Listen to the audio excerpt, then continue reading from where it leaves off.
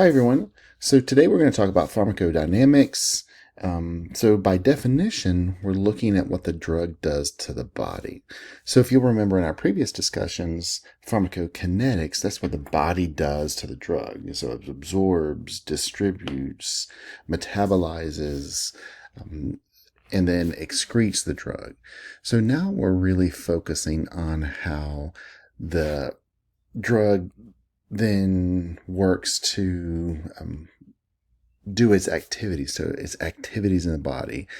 So we're looking at mechanism of action, that we're looking at the drug's indications. So the mechanism of action is pretty self-explanatory in determining how the drug acts to do its job.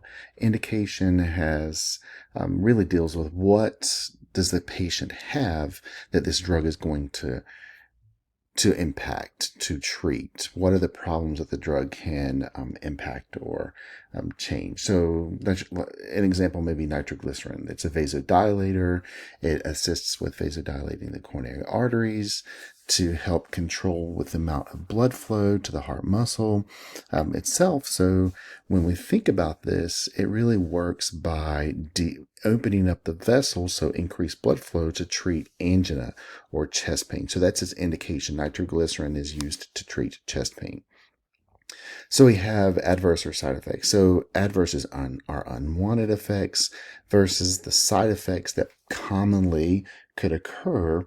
They may be really unwanted or desired. Just depends on what the medication's using. Those are medications used for. Those are side effects. So interactions, we'll spend a lot of time thinking about interactions and how when patients are taking more than one drug at the same time and how those medications can interact. We'll talk about how sometimes those are good or bad and potentially could cause some problems. And then we'll move on then to contraindications where medications cannot be administered at the same time. Or an example may be that you can't take Accutane. It's damaging to the fetus. So then what are the nursing implications? What are things you must do before you give the drug? How do you assess? What really do you have to know before you give the medication? What do you really have to do to give the drug? What's the best way to give the drug? What are you going to monitor while the patient is receiving the medication? And then really finally after the drug is given, we look then for the desired effect or what are the positive outcomes or are there any other negative outcomes? We're going to continue to monitor that medication and being administered to the patient. And then what education do we have to give our patients for that medication and drugs? A couple of terms that we're going to need to think about is maximum efficacy. So when you see on the left-hand side of our slide, we see that we have two different drugs and two different curves.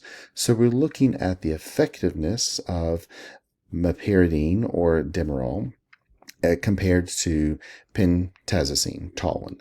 So both of these medications are going to be used to treat pain. They're analgesics. But you'll notice that the Talwin,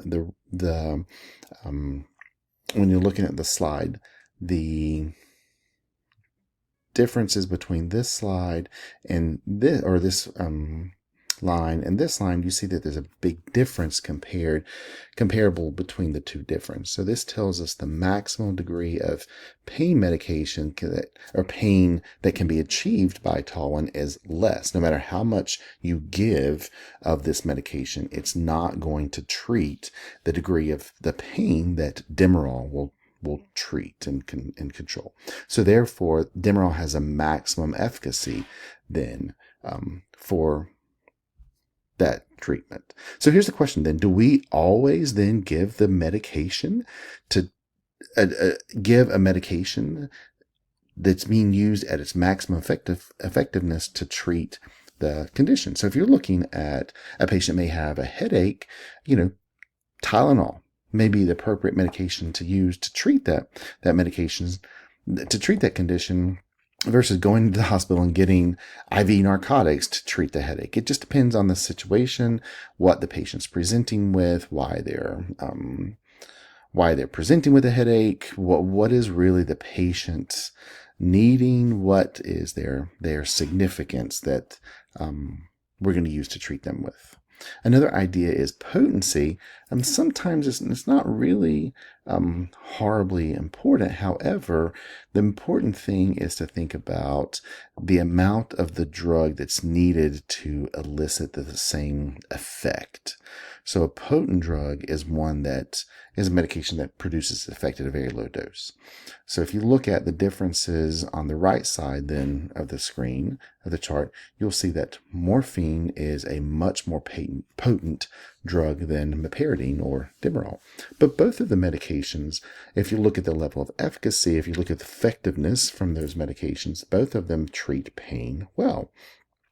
However, the differences are that you're going to have to give meperidine a significantly higher dose of 25, 50 milligrams of this medication in order to reach the maximum efficacy, as opposed to morphine. You may need to give 4 milligrams of morphine versus 50 milligrams of Demerol. So just the understanding of the differences of the potency of the drug is really important. So if we have a medication that is super potent and we see an order for, 25 milligrams and the normal dose, or when you look up in medication journals, we see that there's only 2 milligrams as kind of the starting dose. We need to really think about, is this medication appropriate to give the patient? So potency, again, the amount of drug that's got to be given to elicit the same effect. The potency of the drug produces the effects of a potent drug produces the effects at the very lowest doses. And usually potency, typically is not important, but you think about kind of the scent factor is that a dime is more potent than 2 nickels. So we have to stop and think also, how do drugs do their job?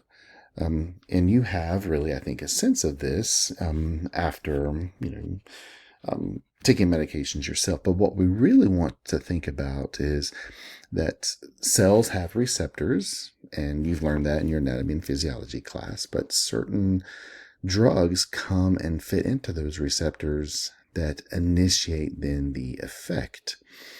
Also, certain drugs can come and block those receptors so that they can prevent or detour or deter or stop those situations from occurring. So if you look at the if you look at this chart here, this NE stands for norepinephrine. This medication circulates throughout the body. We know that norepinephrine is that fight or flight. The fight or flight organ mechanism that causes us to, once norepinephrine is going into the body and we see an increased amount of that, it binds to the site and we see this massive increase in blood pressure. We also can give norepinephrine as an IV medication that's going to dramatically increase blood pressure, also dramatically increase potentially the heart rate as well. So we give norepinephrine to patients in acute crises because they don't have blood pressure. We need to, however we can, because of their dire straight situation, get their blood pressure up, get their heart to contract better, and get their blood to different organs through cardiac contractions and that kind of thing. So we give norepinephrine to these patients in crisis situations. And potentially, it's used during a cardiac arrest situation. There may be after a code situation. So we see that then norepinephrine is an agonist because it comes to the receptor and it stimulates the activity that we want it to stimulate. So there are other important terms that we need to think about is selectivity. What I really want you just to remember now about selectivity is that certain drugs have the properties of selectivity in that they direct their work toward only one receptor, and that receptor may just regulate just a few processes. So it's very selective, it's very specific medication. Now, you really need to be concerned and think about in the selectivity, in that some of those medications may have very selective approaches, but they may not necessarily be safe. So, let's see, a drug that you think about would be botulism toxin, right? Botox that we're using on very specific receptor muscles. But if we give a massive dose, then it significantly impacts the problems. So when you think about that, the receptor regulates, potentially several physiological responses, then, you have to be very cognizant about that. So, a good example may be morphine, right? So morphine is going to impact the pain receptor, but it will additionally impact the respiratory muscles and cause a decrease in the a decrease in the diaphragmatic contractions, and it's also going to impact the motility of the GI tract. So people may end up getting some degree of constipation if they're getting these medications. So it's very important to think about how morphine is a selective drug. It decreases pain, but it also regulates other several physiological responses that, if given too much, may potentially impact those other areas.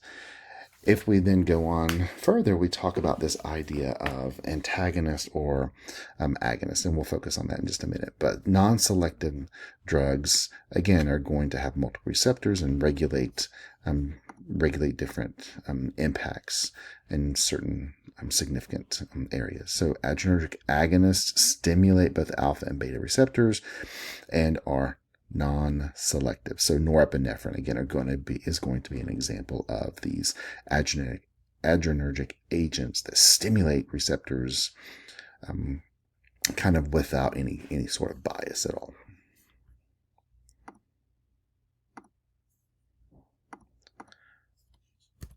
So there's another important terms of that. An agonist is a drug or molecule or anything that we're giving the patient that's going to activate the receptor. An antagonist is some drug that we're giving or molecule that we're giving that's going to prevent receptor activation.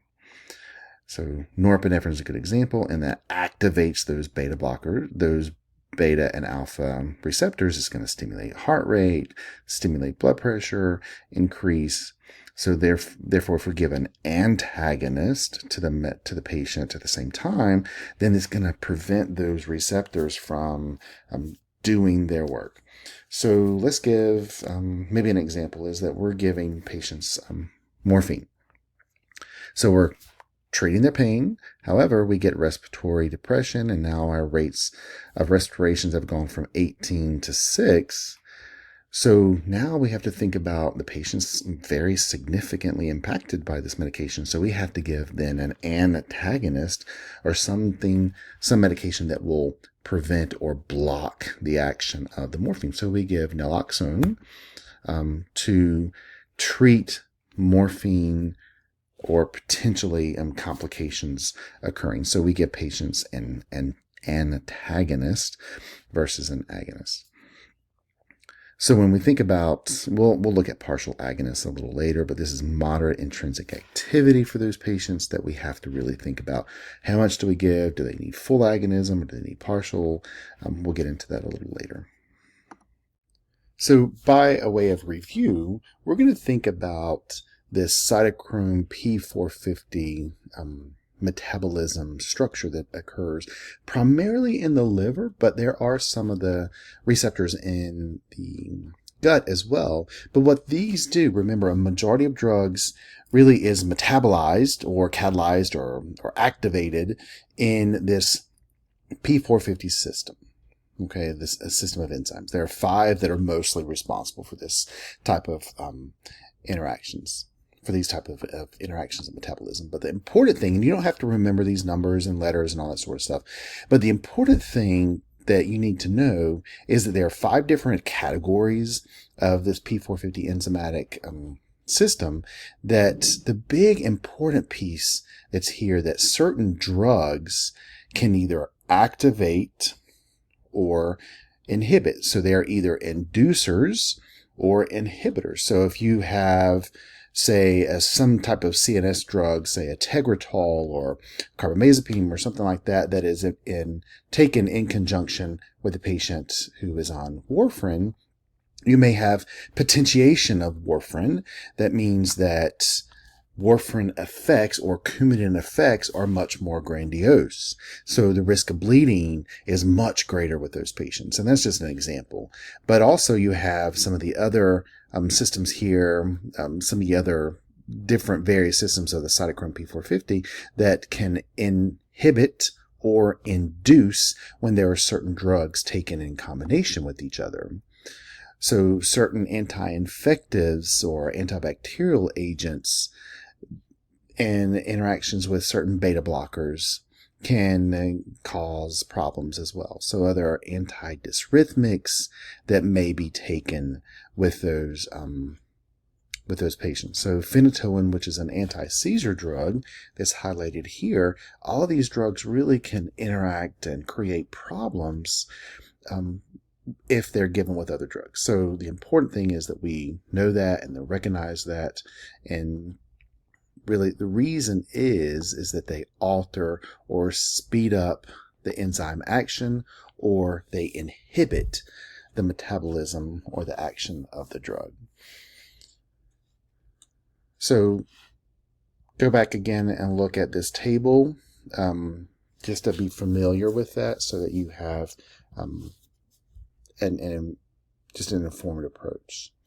So now we're going to think about looking at drug-to-drug interactions. So what happens whenever you combine two or more agents together? So one consequence, and these are things that we're talking about previously, is you can intensify the effects. So here's a really common and good example, is that if you think about caffeine, you may or may not consider it to be a drug, but it really is a drug. So it definitely has an effect on the body. You can be addicted to caffeine. I tried to get rid of caffeine in my diet previously and had horrible headaches and was fatigued. But if you take caffeine with Tylenol or whatnot, if you drink some coffee with an ibuprofen or an aspirin, you're going to have a more potentiative or interaction, meaning that the caffeine is going to enhance or increase the effects of the Tylenol or the ibuprofen, or whatever may happen. So think about if you take, next time you have a headache, if you take Tylenol with some caffeinated drink, you may see a potentiative effect. So that's a good thing if you really want to get your headache under control without a whole lot of medications. If you take your medications with a caffeinated beverage, you may see a greater impact. On the other hand, if you have a headache and you're also prescribed a warfarin, warfarin, Coumadin is an anticoagulant, and you take that with a medication that has aspirin in it or ibuprofen, you're gonna also potentiate the effect as well. Again, you may have increased risk of bleeding, or some kind of problematic bleed that may happen. So anticoagulant is going to be used to treat patients who may have some previous PE or a pulmonary embolism or some previous stroke. So taking this medication is really important to understand, and it's really important for you as the nurse to teach the patient about additional drug-to-drug interactions that they potentially may have an interaction with. So the other thing that can happen is a reduced effect. So this is a good example. If you give a beta blocker for the treatment of hypertension or heart rate control and if you also take that with your inhaler for your asthma, albuterol, that really is going to reduce the effect of albuterol. So you probably don't want to be taking both of certain beta blockers like propranolol may impact with albuterol, and other newer agents now may not interact with that as well. Also adverse effects, reduced adverse effects. So we certainly already talked about that, but with naloxone or Narcan is going to reduce the effect of morphine. But if you're giving patients pain medicines, if we give them too much of an antidote, then the pain is going to be a bigger problem to have to control. So then we also have sometimes, an potentiative approach. If you take, let's say there's another component of, creation of new responses. If you take metronidazole and alcohol, or metronidazole is an antifungal, if you add that, then you'll have an anti-abuse effect, which may include something like nausea, vomiting, and diarrhea. So the other thing we need to think about is mechanisms of drug interactions. If we are mixing IV medications in the same line, if we're giving them in the same line, when those drugs are going in the same IV line, we may potentially have some clotting, and we may have some precipitation development in the IVs, and those could get trapped in the blood vessels. Those could certainly lead to risk of stroke, or increase the risk of stroke, cause strokes, or actually even pulmonary emboli. So we don't want to cause any of that stuff. So before you combine or add any medications together, if you already have one going into the IVR in an instance, and then you're going to give another medication, you have to check that if these two medications have a compatibility or not. Are they incompatible? If they're incompatible, then you can't mix them. Okay, and you find out the compatibility by looking at the drug guides or speak to the pharmacist. So never combine two or more drugs in the same container, which is the IV line, unless they've been proven to be compatible. If there's no data, you cannot assume that they are compatible. So we've already talked about how certain drugs can alter the absorption of by mouth medications. So, for example, if we take antacids, or Maalox, or Tums, or certain laxatives, may impact an interaction. So certain medications that we take together may block their absorptions, and they're not going to be absorbed adequately or appropriately. Sometimes we take these medications together, then we're just excreting them through the bowels and have no effectiveness of the medication that we want to have.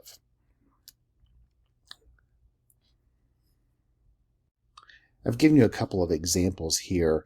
So if you want to stimulate vomiting for whatever reason, patients have taken some medication and they actually have vomiting. If you add their medications with that, then they're going to be vomiting and not going to be absorbing those medications. I've also provided a couple of other examples here for you as well. So if you have some altered distribution may occur if you have two or more medications. So if you have competitions for some of the proteins, remember the proteins are albumin. So if we have some drugs that are competing with each other, we may have interests, you may have an increased level of potentially those drug binding. So if we have a decreased amount of albumin, we may have, either way, if we have too much albumin or not enough, then we end up with having potentially some toxicity and changes for distribution. So we've already talked about the alterations for ion trapping. If you take different medications that you want to get rid of and create it in greater environments, diffusional environments. So here again, I'm describing to you what does it mean for a drug to be an inducer agent or an inhibitor agent. What does it do to the hepatic drug metabolism of that medication? There's really important terms for you to think about. So here is the definition again for you. So make sure you really have this straight. What is an inducer and what's an inhibitor drug, and how the combinations can be problematic together. And lastly, test yourself. How would you do on this question? So go ahead and think about this and be prepared to discuss it with your classmates, and then we'll discuss it in class. We can also alter the excretion of drugs. So if we're taking medications that may interact in the kidneys by decreasing the glomerular filtration, we may have some impact on the degree of filtering the toxins out. So if we have some alteration in the urinary pH, we may have this ion trapping that we talked about with the PCP example previously. So if you think about some competition between some of these drugs, may activate tubular secretion that result in really a decrease in the renal excretion of both of those agents. So now we're looking at a drug-food interaction. So grapefruit juice. So when you remember that grapefruit juice is a drug inhibitor, it can inhibit the metabolism of certain drugs and lead to increased absorption and potentially some degree of increased blood levels of the medications. So here's a question for you. Will grapefruit juice have an effect on drugs that are administered through the IV? So think about that, and we'll talk about that in class as well. There are certain drugs, other drugs and foods that can cause an interaction. So, for example, some high fiber foods may block some absorption of those medications. So, high fiber foods in conjunction with digoxin or a digitalis may decrease the absorption of digoxin and impact the cardiac output. So, if you take some example of milk and tetracyclines, it causes some insoluble calcium complexes that can't be absorbed. So certain foods and drugs taken together increase absorption. This is, potentially can take place. So some very frequently, this isn't frequently. There's an example here of an antiviral medication to treat HIV infections. If taken with a high caloric meal, may doubles the absorption. So those would be important concepts and pieces to point out to patients when you're teaching them about those medications. So monoamine oxidase inhibitors are a family of antidepressants. So what they do is they block the breakdown of monoamine oxidase inhibitors. So when taken with those medications are taken with certain types of foods like aged cheese or meats or Chianti wine, if you combine those together, we are going to then lead to a major increase in the blood pressure for those patients. Certainly, that can lead to some type of hypertensive crisis, or the patient may have a stroke because the blood pressure was so extraordinarily high. So patients who are taking those family of antidepressants like Elavil, taking those medications with tyramine components potentially can make a hugely significant impact in people's clinical condition. Foods that are high in vitamin K, so things like broccoli or Brussels sprouts or cabbage or spinach, are going to reduce the effect of Coumadin. So if you have a person who's on Coumadin or warfarin, remember that's an anticoagulant. That's medication that prevents a potential stroke. If you eat those foods with vitamin K, you may impact that. So take a minute and look up the interaction between spironolactone or aldactone, and think about how that interacts with salt substitutes. So what kind of patients need to take spironolactone?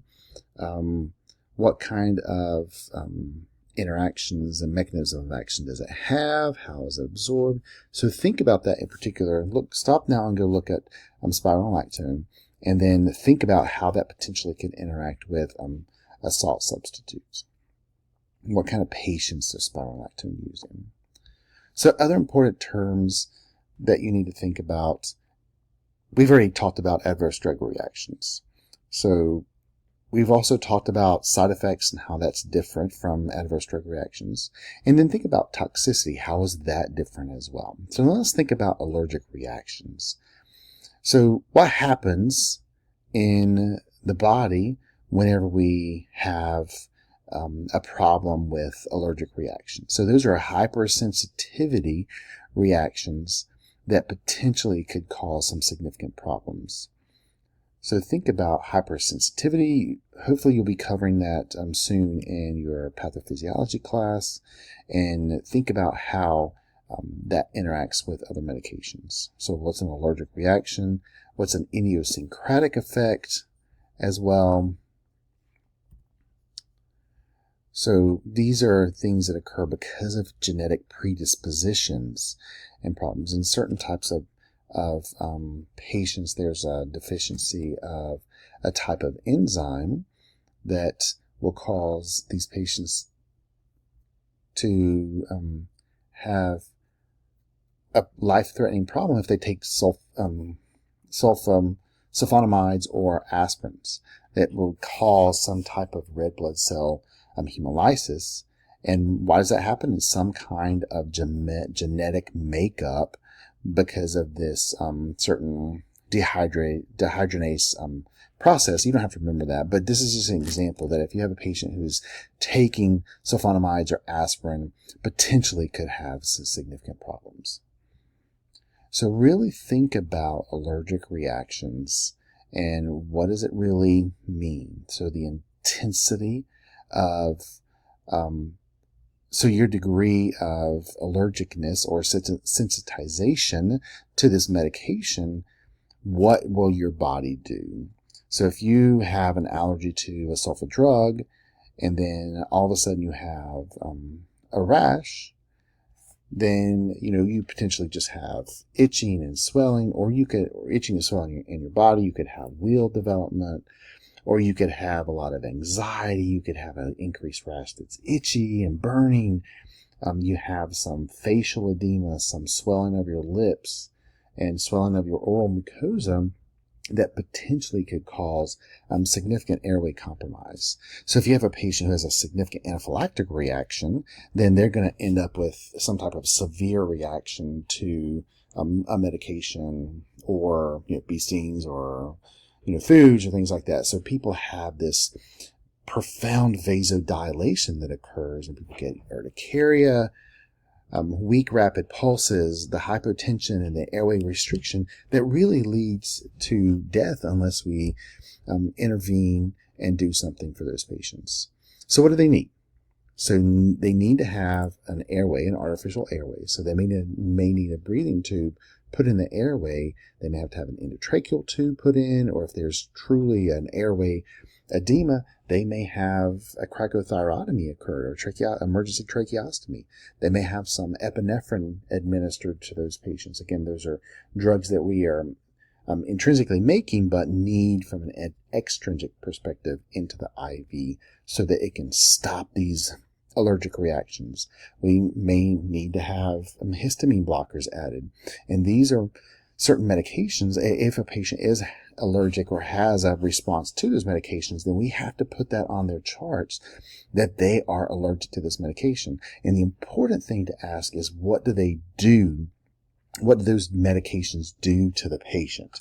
So again, if they cause anaphylaxis or have at one point, then we're definitely never going to give them again.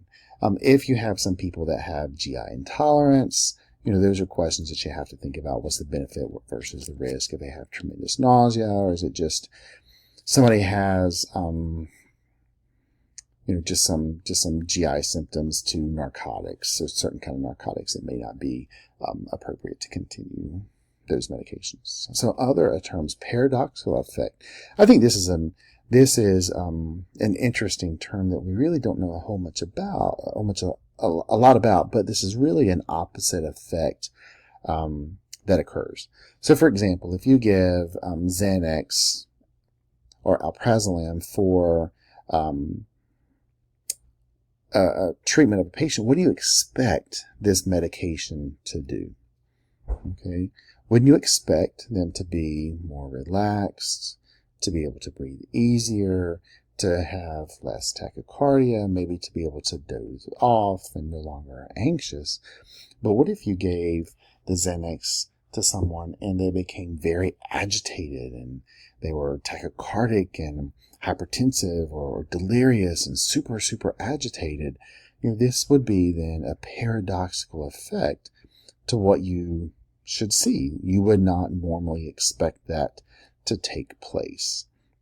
So that would also need to be indicated on the patient's chart. It's not a response that you indicate, that you intend to occur. Sometimes another term to think about is the iatrogenic disease. So relating to, you can see the definition of how it was, what it really means. So really what we do is end up with a disease process or disease symptom because we gave maybe potentially certain drugs or did something to the patient that led to their complications. So we have medications that are antipsychotics that treat potentially bipolar disorder, bipolar disease, or schizophrenia. Potentially we could give them many medications. However, those medications could then lead to, processes of treating the psychosis could lead then to some signs of Parkinson's disease. We could have people with tremors. We then say that Parkinson's disease was then iatrogenic because it was a disease that occurred as a result of treatment with drugs or with drugs for their psychosis. It's just one example. So physical dependence is another term that's important that shows us that there is a dependence of this medication for those patients. So if we dramatically or all of a sudden stop these medications, we may have some significant impact on them. So the patients are so used to getting these medications, the body really is so used to getting these medications, that if we now stop it, we develop this abstinence syndrome that we will see withdrawal symptoms. Most drugs, are usually don't see those type of physical dependence, although sometimes you do have significant impacts. So those medications should be weaned slowly. So this is an example of what's typically seen. What's typically seen on the insert is don't stop these medications abruptly because you potentially could cause some significant problems without having a conversation with a healthcare professional. So we worry about those withdrawal symptoms that potentially can develop. And narcotics are a good example of those medications. So carcinogenic effects, or these are some other terms of carcinogenic effect, things that cause some environmental situation that then can cause cancer, or teratogenic effect leads to some medications causing birth defects. We talked about previously about Accutane potentially increasing the risk of syndromes in babies if the pregnant person is taking those medications. We talk about certain thalidomide. If you'll remember reading in your books, thalidomide was given for pregnancy and nausea, and then it ended up having babies ended up having significant digits and limb deformities because of those medications taken. And this just is an example of all of the potential deformities that could be impacted because the pregnant person is taking Accutane. So people who are taking Accutane are actually going, before the medications are re-prescribed every month, they're a monthly prescription, they'll have to go into the office and have a pregnancy test to make sure that we don't potentially cause some abnormalities or birth defects because of ongoing medication use. So how do we then minimize adverse drug reactions. So when you think about what do we need to do, is really think about drug reconciliation history. So we look at what medications the patient's being prescribed in the hospital, and then reconcile that with the medications, with what the patient has been taking home. So drug reconciliation is so important so that we know not to add anything that potentially could be problematic. And we also, it's important as when patients are discharged, we need to make sure that we discharge the patients on what they're prescribed when they leave is consistent with what they're taking at home, or consistent with what they're taking at home. Also, patients need to know when to discontinue medications and when to continue them. So sometimes people will be discharged from the hospitals and they get a new prescription for an ACE inhibitor. Well, they're already on an ACE inhibitor at home, so they go back and start taking both of those ACE inhibitors and potentially could have significant problems. So we have to know what over-the-counter medications patients take. And never be afraid to ask patients, as you're admitting them or taking care of them, do they take any kind of recreational drugs? It's super important that we know that, because people who come in to the hospital and they've been taking or they've been abusing cocaine, if we give them beta blockers, then we potentially could kill them in the hospital. So it's really important that most patients that we take care of are on 6 to 10 drugs a day. So there's potentially some interactions that could occur. So we have to be very cognizant of that.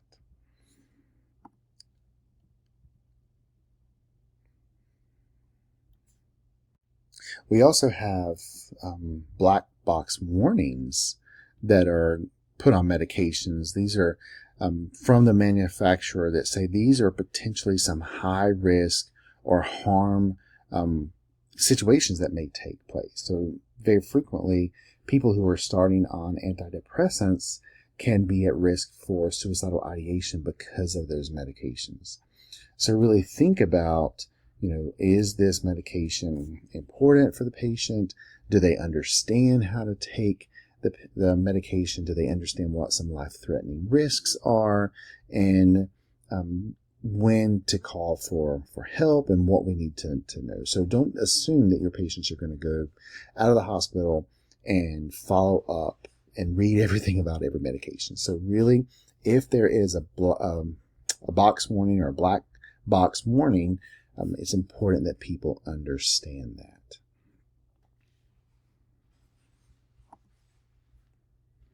Other ways that we can minimize drug-to-drug interactions really is knowledge and anticipation of what may happen with drugs that are interacting together. Are there potentially risks?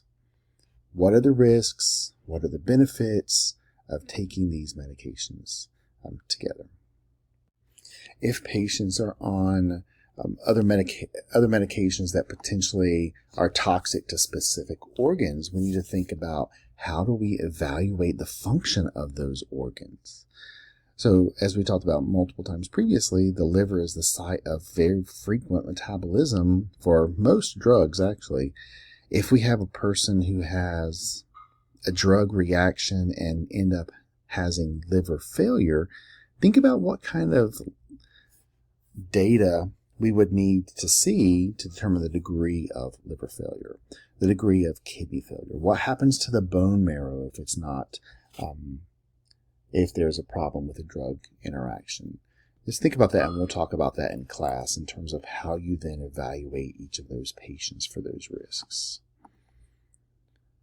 So we have drugs that are toxic to the liver in particular. So we're going to see liver function tests, signs and symptoms of liver damage, and then also nephrotoxic drugs that potentially could cause some significant and profound kidney failure. And if that takes place, how do we then evaluate that? How do we follow along to see that patient is actually improving, or are they getting worse? And is there some other indication for treatment that's needed? So medication errors.